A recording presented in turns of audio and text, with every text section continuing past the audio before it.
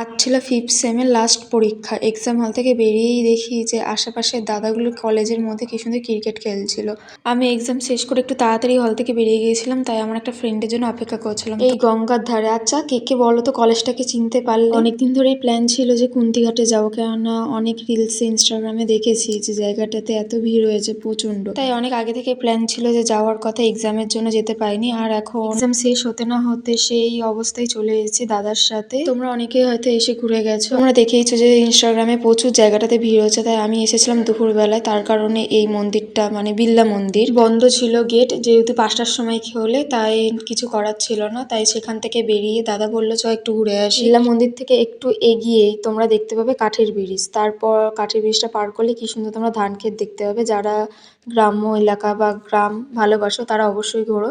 চলো এখন আমি বাড়ি যাই, ততক্ষণ তোমরা আমার চ্যানেলটাকে সাবস্ক্রাইব করে দাও। দেখা হচ্ছে নেক্সট মিনি ব্লগে। আজকের মতন টাটা সবাইকে।